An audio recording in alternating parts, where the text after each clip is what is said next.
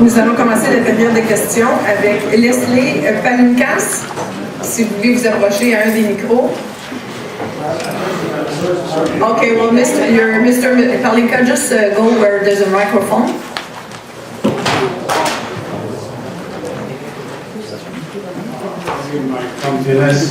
It's all right. This is the first time I ever came to the joint here to see the respected members.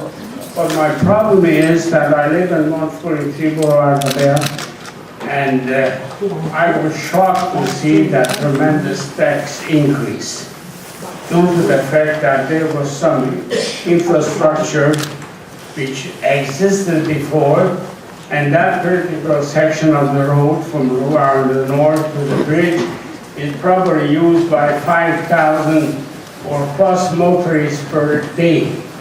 I don't see why the residents who happen to be either side of the road, they have to pick up the tab. I mean, actually there was a repair of the existing system which we're paying for. And I would like to have an explanation why such an amount been given to the citizens who happen to build it in that small section. And as I understand, those individuals who live south of that place, this by the road also been repaired in the past 5 years, but they never been covered, using that word. They never been covered with such amount like we do now. I would like to have a little explanation. Okay. You could regain your seat, please. Well, Mr. Palinkas, it will be the same answer for Madame Lefebvre, which has the same question on Boulevard Labelle. I don't have the answer tonight. The only thing I can tell you, I was informed of the situation about 3 days ago. We had a first meeting with the Finance Department, and within 2 weeks from now, we're going to have a special meeting with everybody to explain the situation and to correct the situation. Alors, Madame Lefebvre, si vous êtes ici, bon. Alors, pour les résidents du Bois-Labelle qui se seraient déplacés et qui sont venus pour cette situation-là, vous allez être convoqués très bientôt par votre cheval à une réunion. Chacun qui a reçu un compte de taxe sera invité personnellement à venir nous rencontrer et nous allons vous expliquer les correctifs que nous allons apporter à la situation que vous avez reçue récemment. Alors, M. Migliozzi?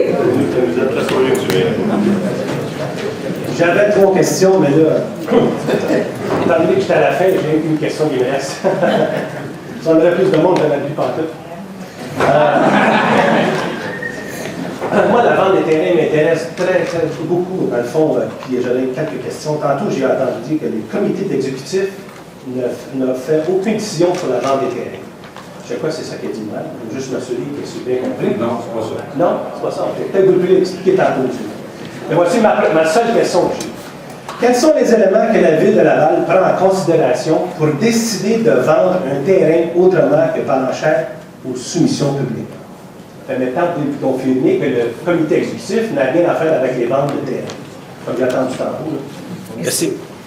Alors, Madame la Présidente, les critères que retient l'administration sont nombreux. Par exemple, si nous avons un terrain situé entre 2 terrains qui est plus utile pour la municipalité, il serait probablement impossible de le vendre par soumission publique. C'est un terrain de 20 pieds qui est un ancien bas de passage qui n'a jamais utilisé, par exemple. À ce moment-là, il n'y aurait pas personne qui va vouloir l'acquérir, donc on procède de gré à gré. La loi permet de vendre de gré à gré dans certaines conditions. Elle nous permet tout le temps. Nous vendons par achat public quand c'est le bon moment. Mais souvent, c'est à l'intérieur d'un projet et l'acheteur le plus intéressant, c'est généralement le voisin. Maintenant, ce n'est pas le comité exécutif qui prend la décision, c'est la direction générale qui s'adresse à l'ensemble de ses services. Est-ce qu'il est d'opportunité pour la municipalité de regarder ou d'en disposer? Et sur rapport des différents services, fixant également la valeur, à ce moment-là, le comité exécutif prend la décision de recommander au conseil de le vendre. Et c'est toujours le conseil qui est l'instance pour en disposer. Monsieur Antienne, s'il vous plaît, je vais vous poser vos questions. Le lundi 3 octobre 2011, j'ai demandé à cette administration ce qu'elle attendait pour remplacer ces bordures d'une autre époque par des trottoirs sécuritaires. Ce soir-là, nous nous souviendrons d'un pathétique bâillonnement Dommage, ma question n'était pas politisée. Je suis revenu à la charge le mois suivant et finalement j'ai pu partager mes inquiétudes de mari et de père de famille relativement à l'absence de trottoirs dans plusieurs quartiers lavallois. Je n'ai reçu qu'une autre réponse laconique et évasive de notre maire.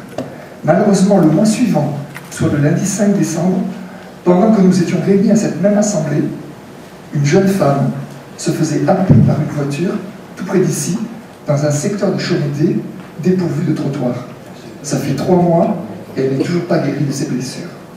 Ma question, puisque ce ne sont plus des champs qui bordent nos rues comme dans les années 70, et qu'il y a de plus en plus de voitures qui sont de plus en plus puissantes, et qu'il y a de plus en plus d'enfants qui sont de plus en plus vulnérables, combien faudra-t-il de payeurs de taxes écrasés sur la chaussée sans trottoir pour que vous réalisiez qu'ils payaient leurs taxes pour avoir la sécurité et non pour construire un amphithéâtre? Merci. Votre dernière question?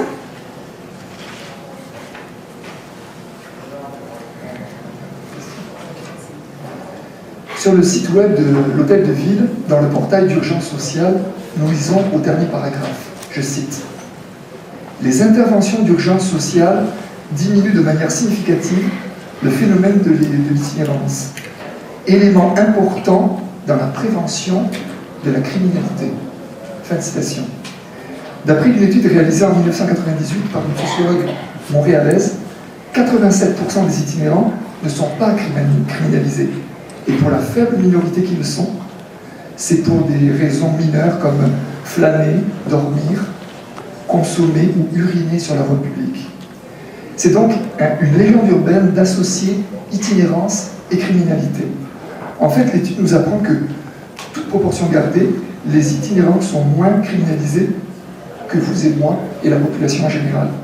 En fait, ce ne sont pas eux, ce n'est pas les itinérants qui s'adonnent au détournement de fonds, aux mensonges, aux fraudes, à la corruption, au trafic d'influence, etc.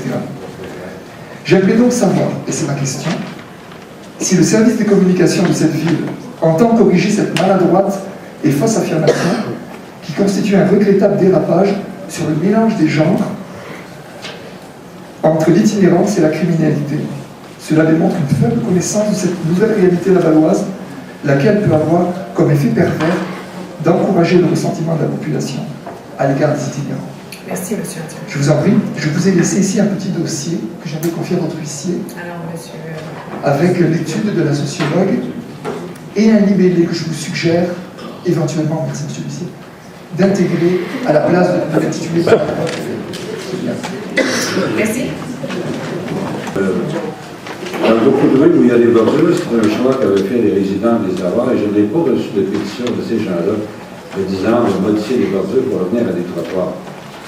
Quant au nombre d'accidents se produisant, j'ai eu l'occasion de dire à M. Antian que dans le passé, nous avions fait des observations où il y avait plus de blessés et plus de blessures à des citoyens dans les rues de trottoir que dans les rues où il n'y a pas de trottoir. Alors, il arrive à une situation, lui, à une interprétation contraire qui est la sienne, que je respecte et que je ne partage pas. D'autre part, nous, de